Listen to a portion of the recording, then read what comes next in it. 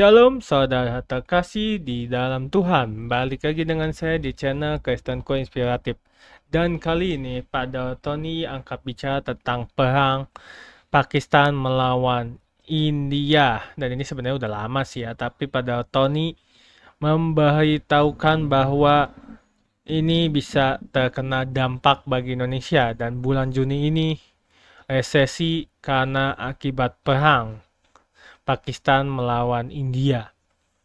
Tetapi perang ini adalah hanya uji coba senjata, tidak berlangsung lama dan langsung gencatan senjata atau damai. Dan juga perang ini sesungguhnya adalah untuk melancarkan bisnis senjata antara buatan Amerika dan buatan Cina tentunya. Dan itu diuji coba dan ini sebenarnya bisa dibilang perang bisnis juga, perang bisnis senjata. Dan itu yang dikatakan oleh Pak Dao Tony. Dan sebelum saya ke videonya, izinkan saya untuk membacakan satu dengan firman Tuhan yang ada di Mazmur 136 ayat 1 yang berbunyi, "Bersyukurlah kepada Tuhan sebab Ia baik. Sesungguhnya untuk selama-lamanya kasih setianya." Yang artinya adalah kasih Allah adalah dasar dari semua tindakan Allah dan sumber dari segala ucapan syukur kita. Dan itu dia satu dengan firman Tuhan. Langsung saja kita ke videonya bersama Bapak Pendeta Dotoni. Mari kita simak videonya. Ya Pak, Jonas, kita doa ya Pak ya. Daud, ya Pak. Kita doa. Aku mohon kuasa Elohim bekerja, kekuatan Elohim bekerja. Bebaskan dari yang jahat, bebaskan dari kutuk, bebas dari kegelapan. Berkati kami semua Tuhan, lawat kami semua Tuhan. Kerajaan Elohim ada tempat ini, dan nama Elohim ada tempat ini. Di dalam nama Yesus. Amin. Amin. Ya, mau tanya apa Jonas? Ya Pak Daud, ini ada tanya Pak. Ini ada di luar negeri nih Pak, menjual apartemen tapi kok nggak laku-laku ini apakah kutukan pernah dikutukin mungkin dari orang tuanya itu bisa terjadi Pak? Ada kemungkinan nggak? Bisa terjadi. Kemungkinan bisa terjadi. Nah, doain dengan darah Yesus untuk menghancurkan kutuk serapah namanya. Putus apa Pak ya? Heeh. Jonas, gimana perkembangan sekarang, Jonas? Ya semuanya oke Pak. Puji Tuhan, ya kita percaya Tuhan pelihara Pak. Namun ya memang keadaan ekonomi memang daya beli masyarakat memang turun Pak ini Pak. Situasi Kan ekonomi saya ini Pak. beritahu, kan saya beritahu Jonas Iya Pak.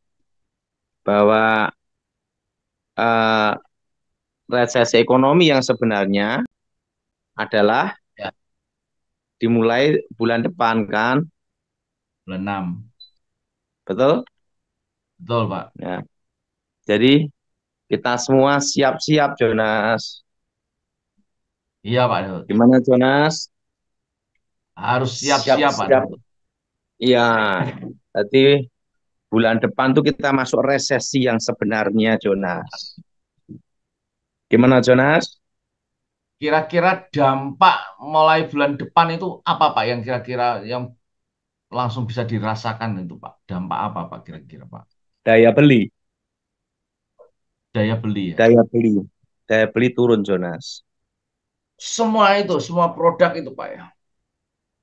Ya, kalau produk-produk sembako tetap aman-aman aja, Jonas. Hmm. Artinya ada kemungkinan untuk kenaikan nggak Pak harga-harga sembako itu Pak? eh Pokok ini sekarang ini, Jonas.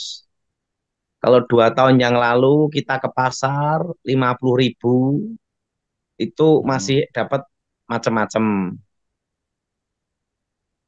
Nah, Ya, sekarang 100.000 baru dapat berapa biji, berapa macam gitu aja, Jonas. Terasanya iya di Pak. situ, Jonas. Gimana, Jonas? Iya Pak. Cabai saya tanam Gimana, sendiri Pak. Jonas? Hah? Apa, Saya Jonas? menanam saya menanam cabai juga Pak Daud. Cabai, Jonas.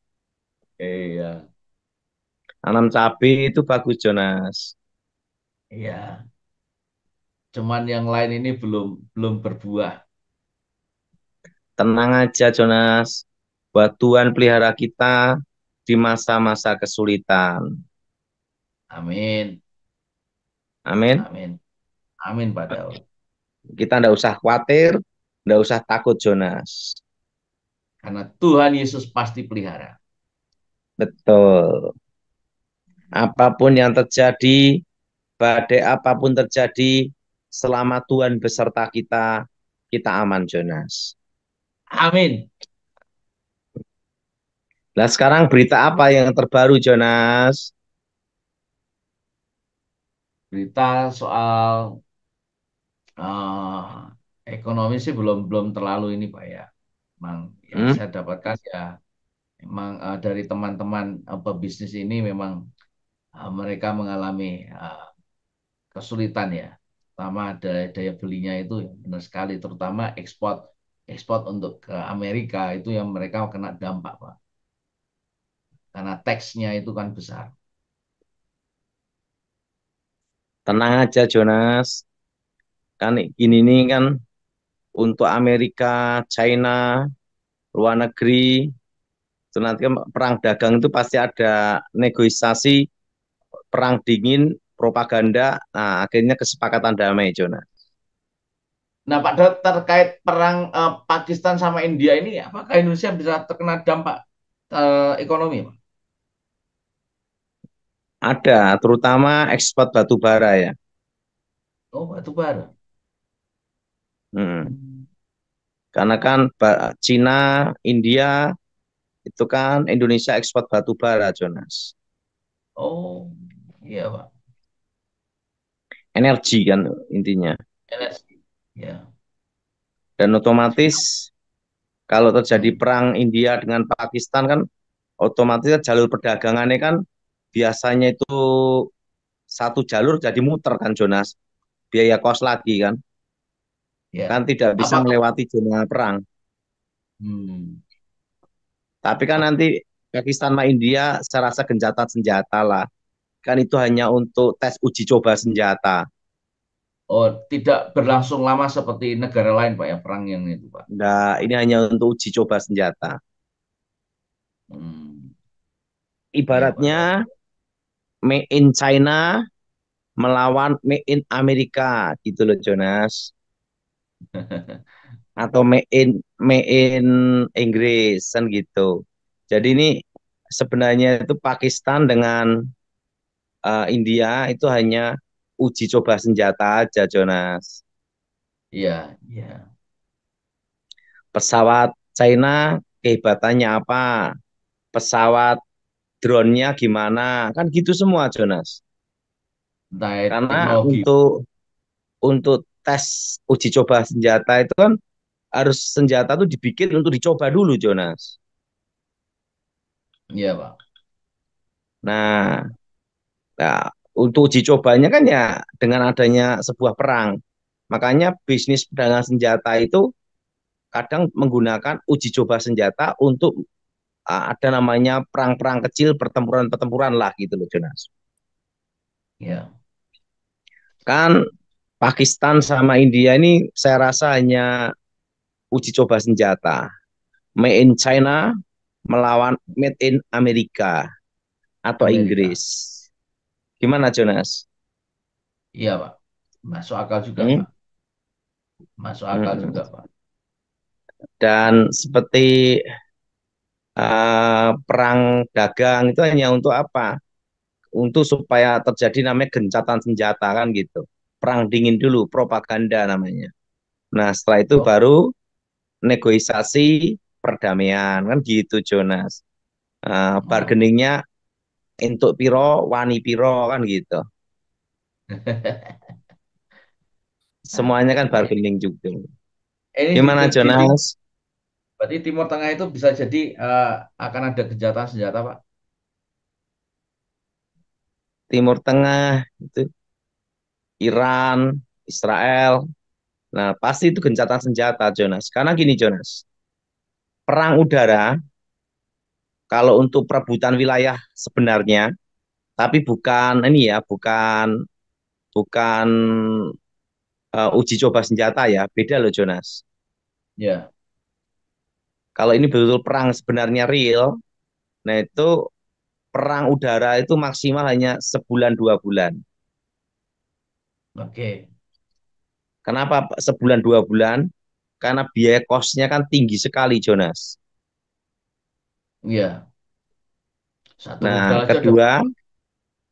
kedua perang laut, Jonas. Nah, perang Hmm. laut ini 2 bulan, 3 bulan, Jonas. Oh, lebih lama.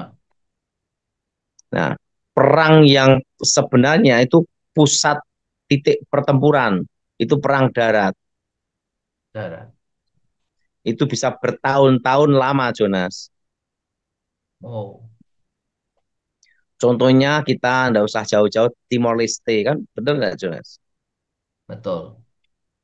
Karena Lama. ada namanya perang gerilya, perang kolta, kan? Perang daratan itu, Jonas. Makanya Iya. perang itu biayanya besar sekali, Jonas. Nah, yang memakan waktu paling lama bertahun-tahun itu adalah perang darat. Hmm. Nah, kalau Ya, kalau misalnya seperti eh, India sama Pakistan, nah itu kan uji coba senjata sebenarnya, Jonas. Ya, bisnis senjata seperti itu, Jonas. ya. Gimana, Jonas? Dan di pemerintahan Pak Prabowo ini aman, Pak ya. Pak Prabowo aman, Jonas. Karena Pak Prabowo kan seorang prajurit, seorang jenderal, pernah jadi komandan jenderal Kopassus. Dan Oh, Kopassus ini kan dilatih, pelatihannya berat sekali, elitnya elit, Jonas. Jadi ter- saya rasa Pak Prabowo bisa mengatasi lah. Karena dia kan presiden terpilih, kedua ada basic disiplin militer, dan ya, ketiga kan dia pernah ada di medan pertempuran, medan tugas. Jadi dalam pengambil keputusan dia pasti sudah memikirkan segala hal, Jonas. Karena sudah di ya, medan pertempuran. ya. Tidak asal-asalan. Ada satu-satu kata-kata yang dari kawan saya seorang jenderal itu ngomong gini, pengamat militer, dia bisa mengamati militer. Tetapi Mm-mm. ingat, sebagian besar pengamat militer itu tidak pernah ikut dalam perang Betul. karena hanya pengamat. Eh, Instingnya Makanya lain juga. pengamat pengamat militer itu boleh bicara teori, undang-undang, macam-macam karena dia Hmm, hanyalah sebagai pengamat militer. betul. Tetapi kalau yang militer yang sebenarnya yang di medan tugas udah melewati pertempuran demi pertempuran, dia tidak akan mau jadi pengamat militer. Hah? Hah? Iya.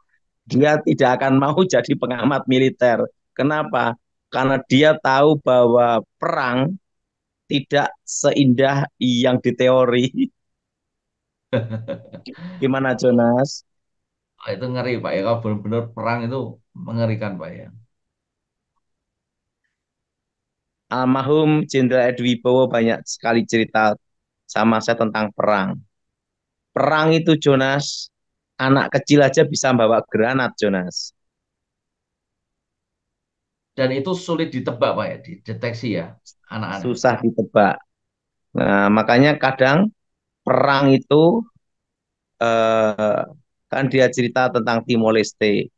Nah, dia cerita bahwa perang itu tidak seperti yang dibayangkan di film-film, Jonas.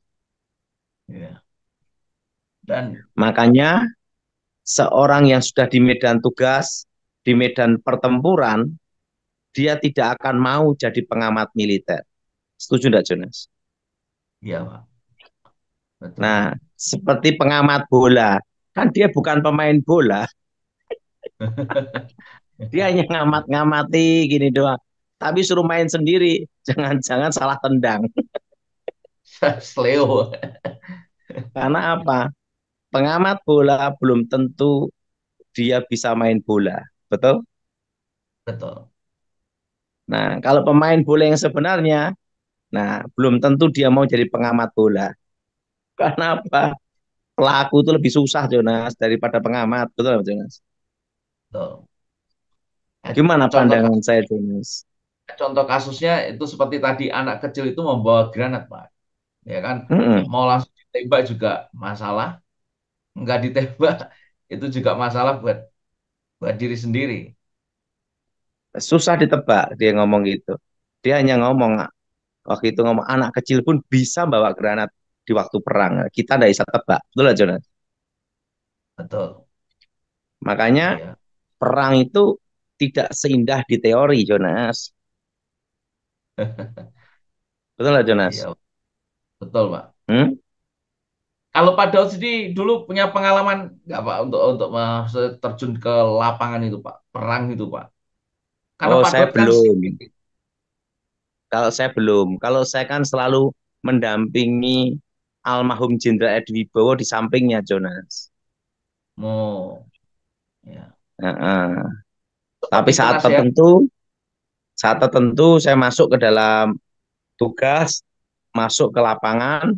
Kebanyakan saya hanya bagian untuk memberi informasi ya. Jadi ini memberi info lokasi, pemetaan, pendataan, terusan pengamatan aman atau tidaknya, kondisi kondusif atau tidak. Tapi saya di lapangan ya. Bagian screening Pak ya. Saya bagian screening sama bagian di lapangan untuk lihat lokasi, terutama kalau di Pulau Jawa untuk presiden ya akan dilalui jalur yang akan dilewati gimana, lokasi ada di mana. Nah, nanti berhubungan dengan Pangdam, setelah itu Danrem, Jonas. Hmm, Nah, setelah itu juga dari polisi, kawan saya waktu eh, pernah saya ditugaskan dulu itu Jimmy Twilan, setelah itu sama Klimen Dwi Karyanto. Itu waktu hmm. saya masih tugas dulu, Jonas. Nah, terusan info-info dari lapangan itu harus saya screening benar untuk dilaporkan kepada Ibu Presiden dan kepada Jenderal Edi Wibowo. Itu kerjaan saya selama 10 tahun tuh, Jonas. Gimana, Jonas? Wah, 10 tahun. Mm-mm. Tugas saya itu, penugasan saya itu di luar pulau itu Bali sama ini, Jonas. Bali sama Makassar, Jonas. Oh, Jadi paling di jauh luar di mana? pulau hanya dua itu saya. Hmm, Kebanyakan saya di Pulau Jawa. 10 tahun tuh banyak di Pulau Jawa Pak ya. Nah, Iya, itu harus siap 24 jam Pak ya. iya. Handphone saya itu handphone Nokia, eh, selalu di samping telinga saya, Jonas. Hmm. Gimana, Jonas? Pengalaman yang es- spektakuler Pak. Ya, Menjadi semua itu kan berkat, semua itu berkat Tuhan, toh, Jonas. screening itu kan nggak mudah Pak, banyak tantangannya. Termasuk Letnan Jenderal eh, Dokter Terawan Jonas itu waktu masih letkol, Letnan Kolonel yang cek training saya juga, Jonas. Wow. Sebelum menghadap Ibu Presiden, saya screening dulu. Semua datanya dia, biografi, keluarga, pendidikan, itu saya screening semua, Jonas. Itu waktu itu 1 minggu saya screening sama ajudan beliau waktu itu. Hmm. Itu tugas saya, Jonas. Lumayan enggak, Jonas?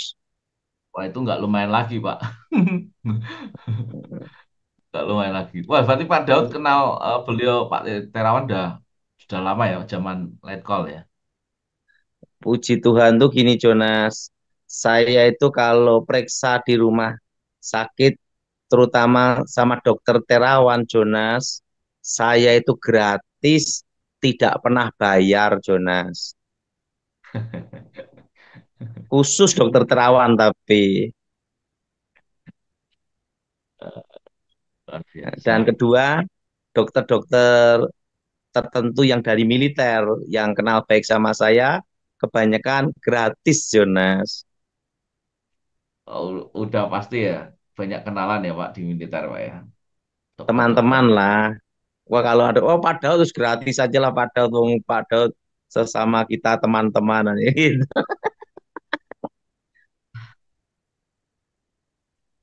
Tapi Pak Daud kan sehat-sehat aja.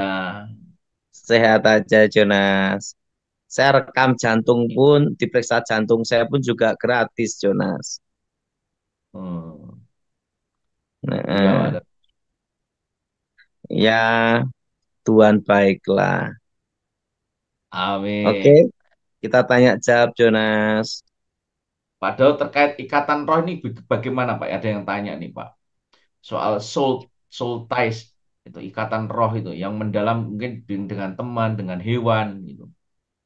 Patahkan ikatan batin roh dengan kuasa demi nama Yesus Jonas. Namanya ikatan batin Jonas. Ikatan batin ya. Ya oke, tanya jawab ya Oke. Jonas. Oke Pak Daud, kita tanya jawab yang Saya ucapkan terima kasih buat kalian yang sudah menonton video dari Bapak Pendeta Dautani di channel Kristen Koinspiratif. Dan juga saya ucapkan terima kasih tentunya buat kalian yang sudah mendukung channel Kristen Koinspiratif dan sudah subscribe, like, komen, dan share. Dan singkat saja, sebelum saya mengundurkan diri, saya juga mengajak kalian buat yang belum dukung channel Kristen Koinspiratif, segala dukung dengan subscribe, like, komen, dan share videonya ke kerabat atau teman atau keluarga kalian tentunya. Dan saya undur pamit, shalom and God bless you all. Dukung channel ini dengan cara subscribe, like, comment, and share supaya channel ini dapat membagikan khotbah-khotbah yang membangun iman kita. Terima kasih. Shalom and God bless you all.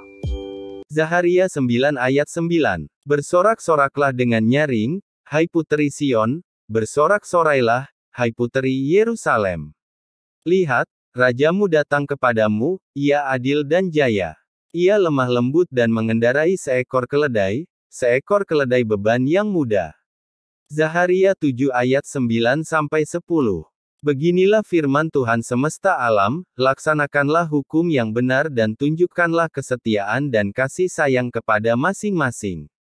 Janganlah menindas janda dan anak yatim, orang asing dan orang miskin, dan janganlah merancang kejahatan dalam hatimu terhadap masing-masing. Yohanes 8 ayat 44. Iblislah yang menjadi bapamu dan kamu ingin melakukan keinginan-keinginan bapamu.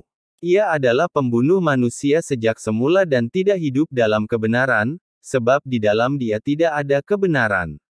Apabila ia berkata dusta, ia berkata atas kehendaknya sendiri, sebab ia adalah pendusta dan bapa segala dusta. Yohanes 4 ayat 24.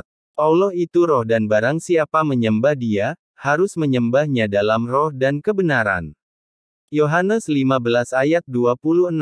Jikalau penghibur yang akan kuutus dari Bapa datang, yaitu roh kebenaran yang keluar dari Bapa, ia akan bersaksi tentang aku. Yeah.